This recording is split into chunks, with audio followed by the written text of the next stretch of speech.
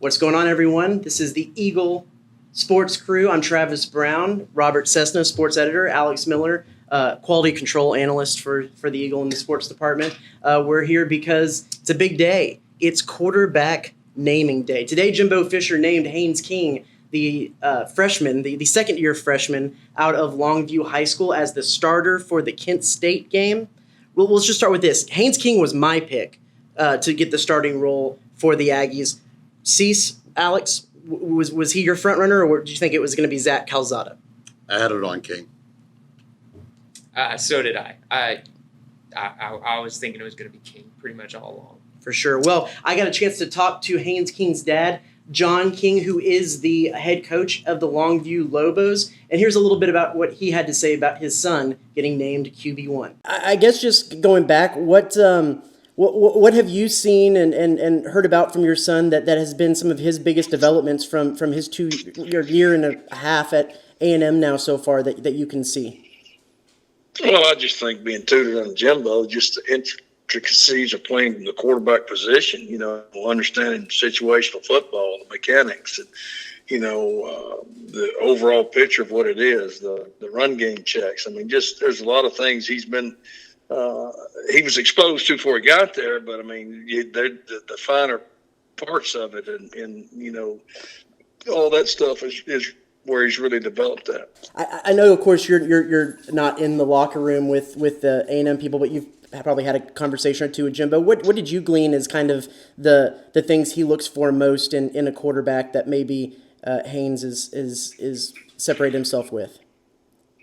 Well, I mean, every time you talk with Jimbo, it's always about, the quarterback position being one of leadership and toughness, competitive, and being accurate with the football and protecting the football. And that's things he's looked for in a quarterback. And, that's, to me, that's always kind of been Haynes' strong suit. I mean, he may not be the top level passer of what some other kids may be, but when it comes to 11 on 11 and have to readjust your platform, in the pocket or escape the pocket and throw on a run and extend plays, he can do that with the best of them. So, the things that he's always been able to do, I think, are what Jimbo looks for in a quarterback. He understands down and distance. He understands situation. He understands the run game, protections. He can tell you what all 11 guys on the field are supposed to be doing. He's always, had that gift. So I think all that kind of just embodies what Jimbo looks for in a quarterback, and Haynes just really developed under his leadership and his coaching style. Have you let yourself kind of think about what it's going to be like to see your boy taking the field in front of 100,000 in Kyle Field, or potentially in against Alabama or some of those big time situations? I went down last year when they opened up with Vanderbilt, and I cried when they run out the tunnel. I knew he wasn't going to get in the game, but to see my son run out the tunnel in an SEC football game, to know that my son is playing in SEC football at one of the finest universities in the country, it got to me. And I don't know. 100,000 Aggie fans and a 7 o'clock kickoff. I don't know. I may not be able to handle it. We'll see. It'll be emotional. There's a lot of good Lobo players that went on to play at the next level, but I'm betting when he is able to come back to a game, he'll get a pretty good standing ovation, won't he? Yeah, probably will. I'm Haynes' dad now. I'm not. He's not my son, so I'm his dad now here in Longview, Texas. He can go places I can't. Thanks so much for John Keene for talking to us a little bit. So, guys, initial reaction. Cease, what do you think about Haynes King as a starting quarterback for the Aggies, replacing Kellen Mond? I think the most telling thing that, as the three of us said, the smart money all along was on Haynes King. Really, when he came here, no knock on Calzada, but everyone felt it was going to be like King's job. And when Daryl Dickey went out at Media Day, when he talked about both quarterbacks, and while he was very glowing about both, when he just stopped at one time, he said, just Haynes can make so many plays, but can extend a play with his legs. And I just think it goes back to me, he can make plays with his legs. Yeah, I think for me is it just seems like Haynes is more of the all-around athlete. They've been saying how he's one of the fastest guys on the team.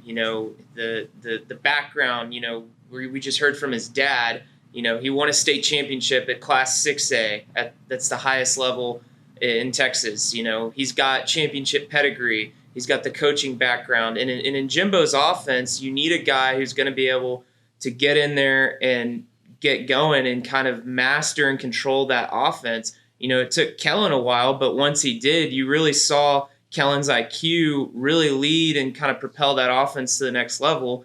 And so Jimbo going through whoever was going to be the starting quarterback, it must have been evident that Haynes was the guy who was going to succeed and be able to do that now that Kellen's gone. Yeah, last year Haynes King saw action in 2 games. One of them was Alabama, where he led a drive down. He actually led the team in rushing because of that drive with 43 yards on 5 rushes, had 1 completion and then threw an interception, but then was able to come back in his second game and throw his first career touchdown to Max Wright as a 45-yard crossing route against South Carolina, was able to get that first score. But the key part to that is, as we've said, those 43 rushing yards, because he is very mobile, very agile, can extend plays. And my thought process has always been, if you have an offensive line that is losing 4 starters from last year, bringing in 4 new people, you might want to have the more mobile running back to be able to give them a little bit of time, a little bit of ease of that pressure of pocket collapsing, and he can do stuff. So with that being said, do you think that there is any indictment in this on where the offensive line is? Or do you think, like you said, it's just that he was the heir apparent when Jimbo brought him in? I actually feel the offensive line, when it's all said and done, might be better than last year's offensive line. I think this is all about King. When I think about when you got to worry if you're a linebacker with whether it's Spiller back there or a chain to start out with, then you look at King comes out and let's say he's able to use a little bit of mobility.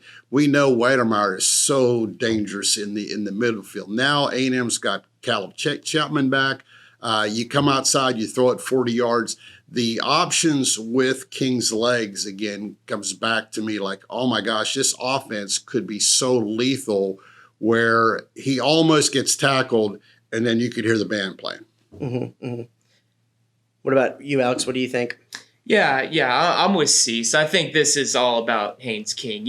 I guess at the end of the day, depending on how things go, where the offensive line shakes out and how they're able to perform, it could be kind of a cherry on top that, okay, if things collapse a little quicker than maybe they did last year, you have a guy who's got a little bit of escapability in those kind of pressure situations. But yeah, I think this was mostly probably decided on how Haynes, as him in the quarterback spot, leading the offense, was able to win that battle. So what does the offense look like with Haynes King under center? Does it look very similar? Jimbo is a guy who's pretty set in his ways. Is it look similar to what we saw last year with the Aggies? In some instances, Kellen Mond throwing the ball around a lot, or are we going to see the run game? I don't want to say it's going to be balanced, but is there going to be a more of an emphasis on the run game with a new quarterback in, maybe some different wrinkles in the pass game? I'm with you, and the fact is I think Jimbo's pretty set his way. I think he likes his offense. He likes all the options. I think King gives him all the options. I don't think it changes his play calling. I just think it enhances it. I think a couple times, Mon got outside one time, made a great pass down. I forget the game. I think we're going to see more of that with King, and I think it goes back to what he said a little bit. Coach's son, he's going to have a better feel for being a quarterback. That's no knock on Calzada. I've never seen either one of them, obviously, in a big game.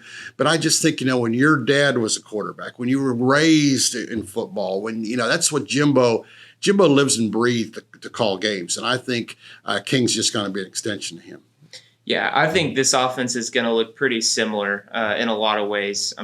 One, you got a lot of guys coming back that, besides King, as far as your skill positions go. And then when you kind of look at the skill set, think about the way they use Kellen sometimes in some of those designed runs. Kellen, he didn't look the fastest, but he could get out and run down the field. And I feel like maybe that is something we'll see from King.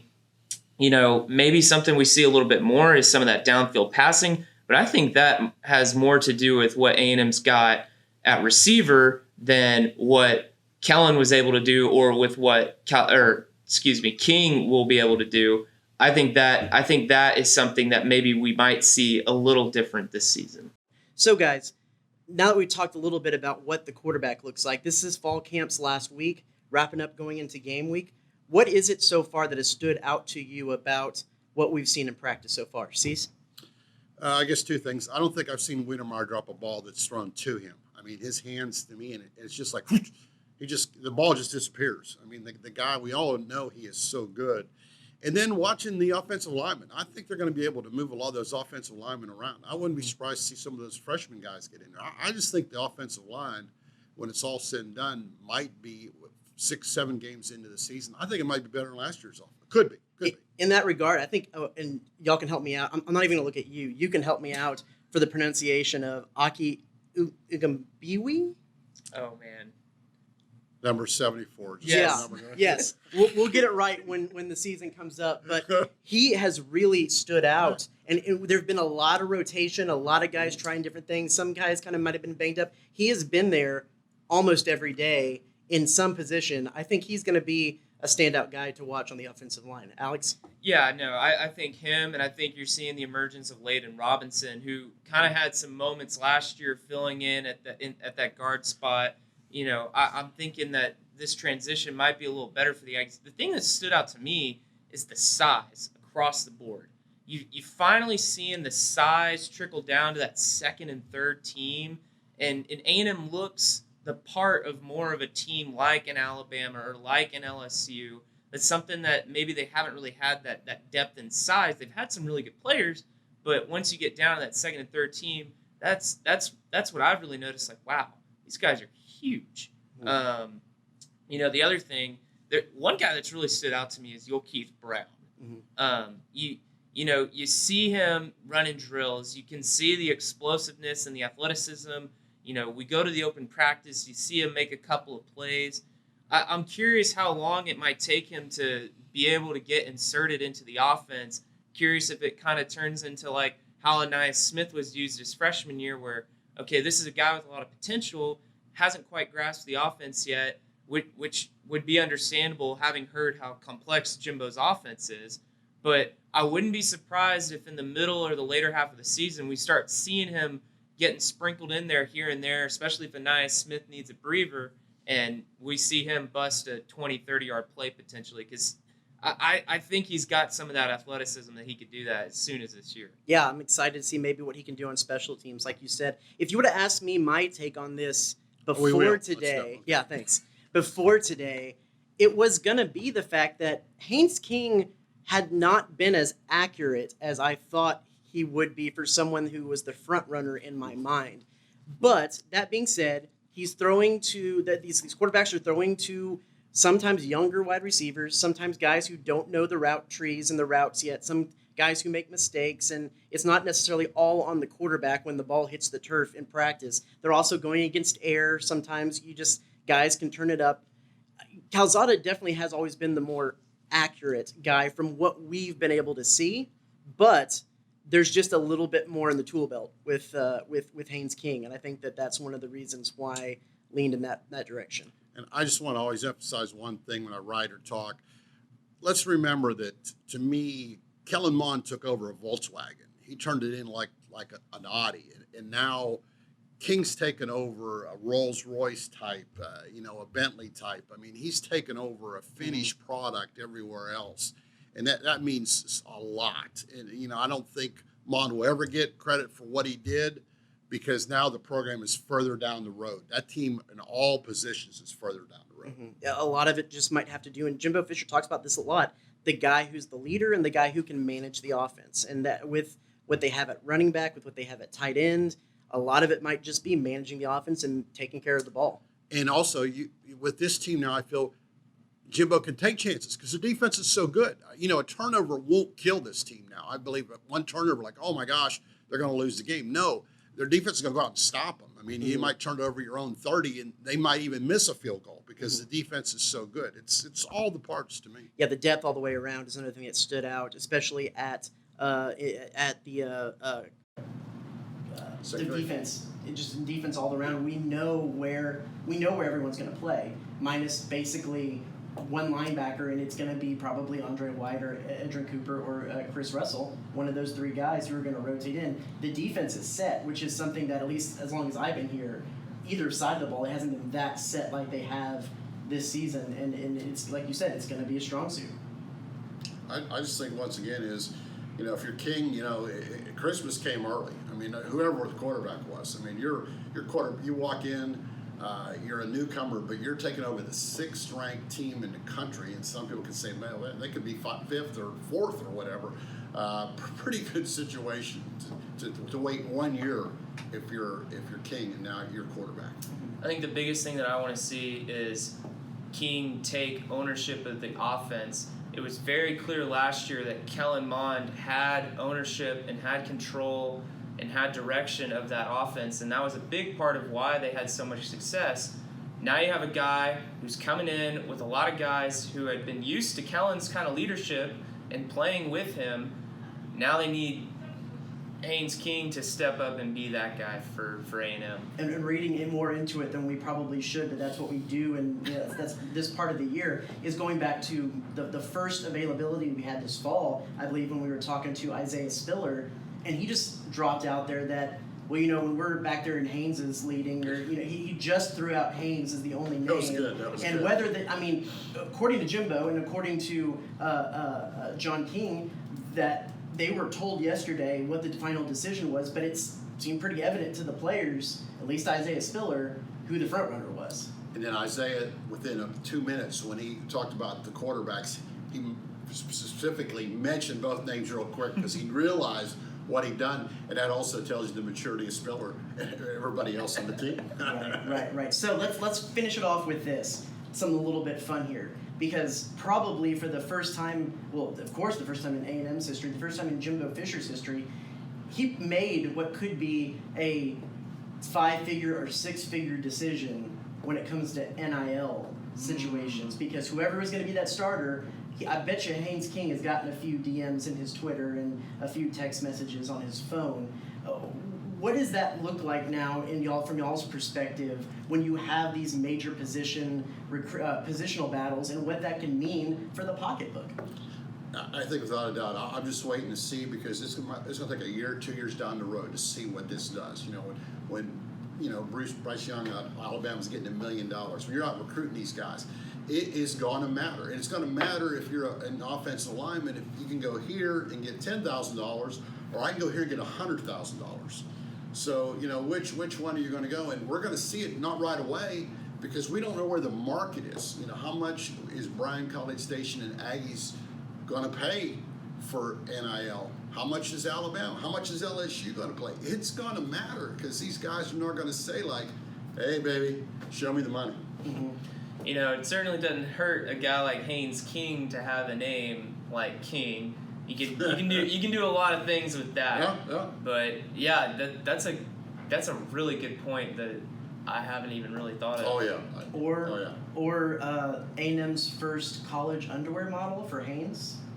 Ooh. Just say, Budweiser King of Beers, maybe not. Maybe Yeah. not. You can get a cut on that. You can't do that one. Can you? Okay. Yeah. So anyway, that's an interesting thing. Actually, we will close it on this. Your one hot take for the A&M football season. Alex, what's your hottest of hot takes for this season? Ooh. Wow, that's hottest of hot takes.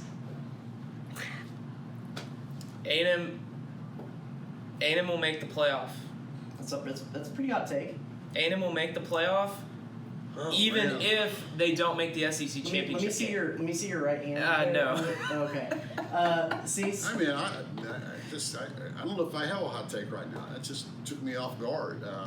I made C speechless. Here's the deal. Is I was talking to Primo last night. I hate talking down the road when we're talking so final line, because one injury. And while I do believe one injury, A&M's good enough to overcome the injury of the best player, I mean, I want to see this team react in a big game. And what I don't like, now that we've done our sections, whatever, what I really don't like about A&M is they're not really going to be tested until they played Alabama. Mm-hmm. And that really concerns me, because Alabama will have played Miami Ole Miss, and Florida. So they're going to come in here very, very tested. And when you're playing Colorado and Kent State and some teams that really A&M should just go out and manhandle. I don't know. It's going to take me a long time to know how good this. I think this team can be very good, but playing Kent State and people like that, maybe even Arkansas. I mean, I don't know if I'm going to know. I put this one out on Twitter, so I'll go with this one. It's a little bit of a silly one. By like week 3, Haynes King will have had some explosive run play where some commentator jumps the gun and makes references to Johnny Manziel. Comparisons. Oh, I think you can expect that. I'm going to say by week 3.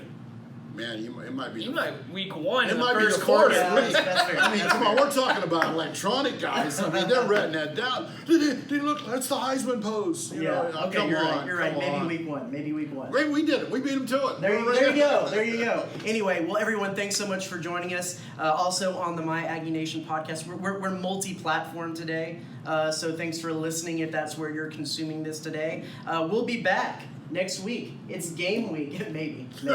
We'll be back next week for it's game week. Leading up to Kent State, we'll have some great content talking with some beat reporters from the Kent State side and getting ready for another Aggie season. So thanks everyone for listening.